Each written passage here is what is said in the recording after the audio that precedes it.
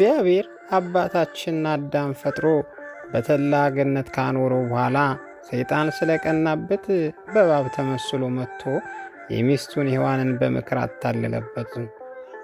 ሔዋንም የሰይጣንን ተንኮል ሳታውቅ ምክሩን ተቀብላ በባሏ በአዳም የእግዚአብሔርን ትእዛዝ እንዲተላለፍ በትልቅ ኃጢአት እንዲወድቅ አደረገችው።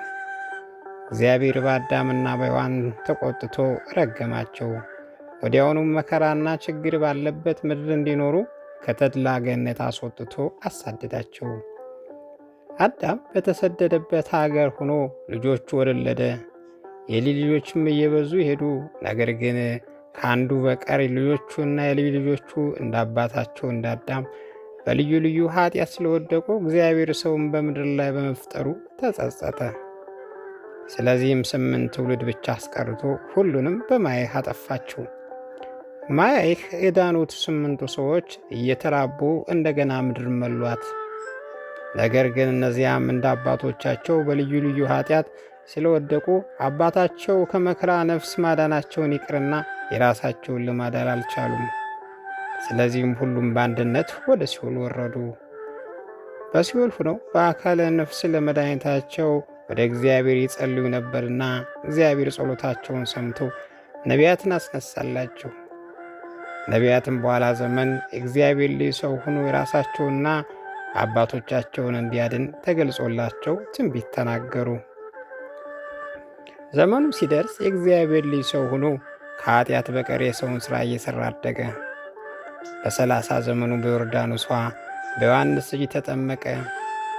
40 መዓልትና 40 ሌሊት ከጾመ በኋላ በገሊላና በሌሎች አውራጃዎች እየዞረ ሲያስተምር 12 ሐዋርያት ለደቀ መዝሙርነት መረጣቸው። ሐዋርያትም ትምህርቱን እየተማሩ ታምራቱን እያዩ 3 ዓመት ከ3 ወር ከእርሱ ጋር ተቀመጡ። የ12 ሐዋርያት ስም እንደሚከተሉ እንጠቅሳለን።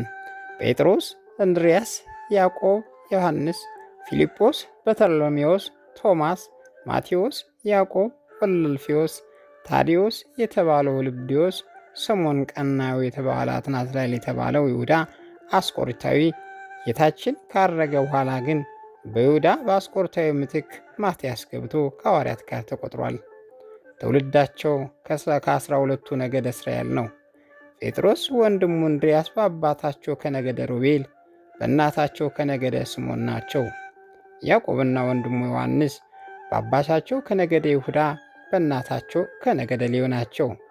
ፊልጶስ ከነገደ ዛብሎን፣ በርተሎሜዎስ ከነገደ ንፍታሌ፣ ቶማስ ከነገደ አሴር፣ ማቴዎስ ከነገደ ይሳኮር፣ ያዕቆብ ወልደልፌዎስ ከነገደ ጋድ፣ ስምዖን ቀናዊ በኋላ ግን ናትናኤል ወይም ይሁዳ የተባለው ከነገደ ብንያም፣ ታዲዮስ የተባለው ልብድዮስም ከነገደ ዮሴፍ፣ በይሁዳ ምትክ የገባው ማትያስ ከነገደ ዳን ናቸው። ነገር ግን የሐዋርያት ትውልዳቸው ምንም ካልሰራ 2ቱ ነገደ እስራኤል ቢሆኑም የተመረጡት ሥራ እየሰሩ ከሚኖሩ ከድሆች ወገን ነበር እንጂ በጌትነት ከሚኖሩ ከመሳፍንታ ከመኳንንት ወይም ከባለጸጎቹ ወገን አልነበረም።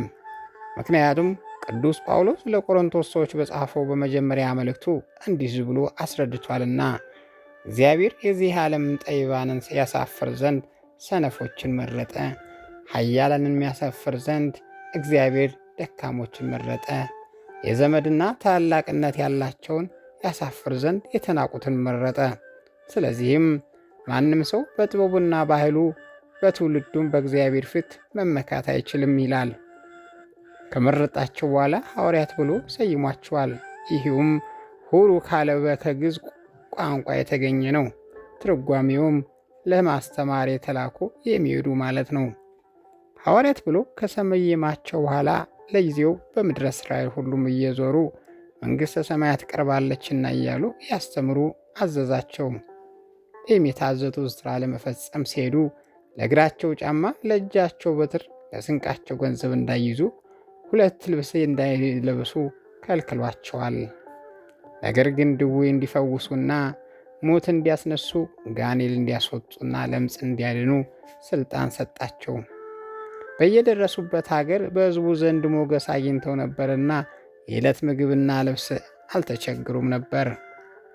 ሲያስተምሩ መከራና ሞት እንዳይፈሩ በማስተማራቸው ምክንያት በተከሰሱ ጊዜ ጠበቃ እንዳይፈልጉና ራሳቸውን በሚናገሩት ጊዜ የሚናገሩትን ነገር አስቀድሞ እንዳያስቡና እንዳይጨነቁም የሚያበረታታና የሚያጽናና ቃል ነገራቸው። ይህ ደግሞ የሚያበረታታ ቃል ስለነገራቸው እየደፈሩና ወደ ትልቁ መከራ እንዲወድቁ ስላሰበ በክፉ ዘንድ እንደ እባብ ጠቢባን ሁኑ፣ በደጎች ዘንድ ግን እንደ ርግብ የዋህ ሁኑ የሚል ምክርን ቃል ጨምሮ ነገራቸው። ሐዋርያት ምንም እንኳ ለዚህ ትልቅ ሥራ ማዕረግ ቢመረጡም የክርስቶስ አምላክነት አንዳንድ ጊዜ መጠራጠራቸውና በንግግር መሰናከላቸው ግን አልቀረም ነበረ። እርሱም አንዳንድ ጊዜ ይገሥጻቸው ነበር። በኋላ ግን በየጥቂቱ እምነታቸው እየጸና ስለመሄዱ ፍቅሩንና አምላካዊ ባህሪውን በማወቃቸው ደስ ይላቸውና እየበዙም ሄዱ። ጌታችን የሚሞትበት ቀን እንደቀረበ ባወቀ ጊዜ ሐዋርያት ከእርሱ ጋር በሞት ስለመለየታቸው ትልቅ ሐዘንና ጭንቀት እንዲያገኛቸው አውቆ ልባቸው እንዳይደነግጥ በእግዚአብሔር አብ ታምናችሁ በእኔም እመኑ፣ በአባቴም ቤት ብዙ ስፍራ አለና ወደዛ ሄጄ ቦታ አዘጋጅላችኋለሁ። ሄጄም ቦታውን ካዘጋጀው በኋላ ተመልሼ መጥቼ እወስዳችኋለሁና በዚያን በእኔ ወደ እናንተ መኖርበት እናንተም ትኖራላችሁ እያለ ትልቅ የምስራችና የሚያጽናና ቃል ነገራቸው። በዚህም ቀን መካከል ሆኖ ወደ አባቱ ጸለየ። በጸለየ ጊዜም አባት ሆይ እነዚህ ለእኔ የሰጠኝን ሐዋርያት እኔም በምኖርበት ከእኔ ጋር ይኖሩ ዘንድ የሰጠኝም ክብር ያዩ ዘንድ ወዳለሁ በማለት ፍጹም የሆነ ፍቅርን ገለጠላቸው። ይህንም አምላካዊ ፍቅሩን ሳይገለጠላቸው በመከራውና በሞቱ ቀን ከእርሱ እንዳይለዩ እንደ መሐላ የመሰለ ቁርጥ ነገር ተናግረው ነበረ። ነገር ግንና በመንፈስ ቅዱስ ያልታደሱ በመሆናቸውና ከዚያም አስቀድሞ መከራ ያላዩና ያልለመዱ መሆናቸውን ጌታችን አይሁድ ሲይዙት አይቶ ፍቅሮ እዚህ ከተባለው ዮሐንስ በቀር ሁሉም እየፈሩ ተበተኑ። ይልቁም ከአንተ ጋር እንሞታለን እንጂ አልክድም በማለት ተመክቶ ያስመካቸው ቅዱስ ጴጥሮስም የናዝሬቱ ኢየሱስን አላውቀውም እያለ በአንድ ሌሊት 3 ጊዜ በመካዱ ለጊዜው ለሐዋርያት ሁሉ ትልቅ ኀፍረት ሆኖባቸው ነበር። ነገር ግን መከራው ተፈርተው ጌታቸውን ትተው ተበተኑ ቢባልም ለጊዜው ነበር እንጂ በጭራሽ ጌታቸው እንዳልካዱና እንዳልተውት አስተውለን ልብ ያለው ሰው ሊያስተውል ይችላል። ምሳሌ ለጦርነት ታዘው የዘመቱ ወታደሮች በሰልፍ መካከል ገብተው ሲዋጉ ድል የሆኑ እንደሆነ ይልቁም የጦር አበጋዛቸው የተማረከ ወይም የሞተ እንደሆነ በጠላታቸው እጅ እንዳይማረኩ እስከሚቻላቸው ድረስ ይሸሻሉ እንጂ ሸሽተው ለማምለጥ የሚቻለው ከሆነ ዝም ብለው በአንድ ስፍራ ቆሞ አይማረኩም። ሐዋርያት ግን ጌታቸውና የመንፈሳዊ ጦርነት አበጋዛቸው ኢየሱስ ክርስቶስ በጠላቶቹ እጅ ተይዞ የሞት ፍርድ ሲፈረድበት አይተው ምንም እንኳ ለጊዜው ቢበተኑም በዚያው በኢየሩሳሌም በአንድ ቤት ውስጥ ተሰብስበው ጌታቸው በሕይወት ሥጋ ሳለ ከሞት በኋላ በሦስተኛው ቀን እነሳለሁ ብሎ የነገራቸውን ተስፋ እየጠበቁ ተቀመጡ እንጂ ከኢየሩሳሌም ወጥተው ለመሸሽና ለማምለጥ አላሰቡም ነበር። አስበው በነበረ ግን ጌታቸው በጠላቶቹ እጅ የተያዘበት ጊዜ ሌሊት ነበርና ያለ ችግር እየሸሹ በየአገራቸው እየገቡ በሰላም ለመኖር ይችሉ ነበር። ጌታችንም የሞት ፍርድ ተፈርዶበት ከሞተ በኋላ በሦስተኛው ቀን እንደገና ተነስቶ ሐዋርያት በተዘጋ ቤት ውስጥ በአንድነት ተሰብስበው ሳሉ መዝጊያው እንደተዘጋ ገብቶ በመካከላቸው ቆሞ በታያቸው ጊዜ ደስ አላቸው። ወዲያውኑ በዓለም ሁሉ እየዞሩ ወንጌልን እንዲያስተምሩ አዘዛቸው።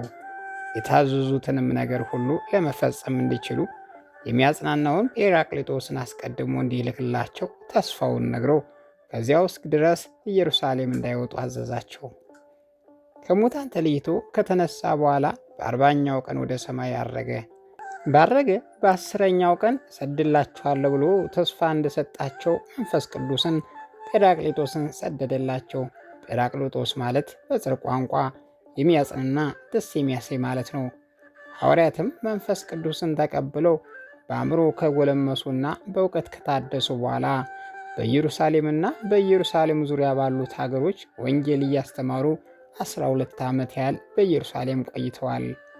ከዚያ በኋላ ሁሉም በአንድነት ሆነው ስለ ቤተ ክርስቲያን ስርዓት ሲኖዶስ ጉባኤ አድርገው ስርዓት ተጻፉ። በኋላ ለጊዜው የታወቁ ሀገሮችን በዛ ተካፍለው በየክፍለ ወንጌል ለማስተማር ከኢየሩሳሌም እየወጡ ሄዱ።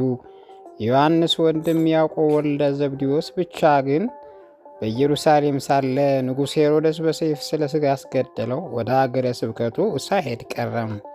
ለጊዜው የታወቁ አገሮችን በዛ ተካፈሉ ማለት በሐዋርያት ዘመን በኢየሩሳሌም ከሚኖሩ ሰዎች አንዱ ከአውሮፓ ምድር ጽርና ጣሊያን ከጳንጢያ ጥቂት እያውቁ ሲሰሙ ነበር እንጂ እንግሊዝ፣ ፈረንሳይ፣ ጀርመን፣ ስዊድን፣ ሞስኮም እነዚህን የመሳሰሉ የአውሮፓ ሰሜን አገሮች በሙሉ አያውቁም ነበር። ከአፍሪቃም ግብፅና ኢትዮጵያ፣ ኑቢያ አሁን ሞሮኮ፣ ቱኒዚያ የሚባለውን ግርጣስ ከታሪጎ አልጄሪያ ጥቂት ያውቁ ነበር እንጂ ዛሬ የታወቀ የአፍሪካ ዓለም በሙሉ አይታወቅም ነበር። አሜሪካ፣ አውስትራሊያማ እንዲሁም በጭራሽ ስማቸው እንኳ የሚያውቁ አልነበረም። እስያ ከሚባለው ዓለም ባቢሎንና የፋርስ፣ ሶሪያ፣ አርመን፣ ህንዴኬና የአረብ አገሮች ደግሞ በታናሽ እስያ ውስጥ ያሉ ትንሽ አገሮች ይታወቁ ነበር እንጂ ዛሬ ጃፓን፣ ሺን የሚባሉ ትልቅ አገሮች ግን አልታወቁ ነበርና ሐዋርያት ለጊዜው በታወቁት አገሮች ብቻ ለማስተማር በጻት የተካፈሉት ማለት ስለዚህ ነው። እንደዚህ ከሆነ ዳዊት በመዝሙር ውስጥ ኩሉ ምድር ወፃ ነገሮሙ እስከ አጽናፈ ዓለም በፃ ነቢዮሙ ብሎ ለሐዋርያት እንደምን ትንቢት ተናገረ ብሎ የሚጠይቅ ሰው ቢኖር ከዚህ ቀጥሎ በተጻፈው ምሳሌ እናስረዳዋለን። እግዚአብሔር አዳምና ሔዋንን ከፈጠራቸው በኋላ ብዙ ተባዙ ምድርን ምሏት ግዟት እንዳላቸው ተጽፎ ይገኛል።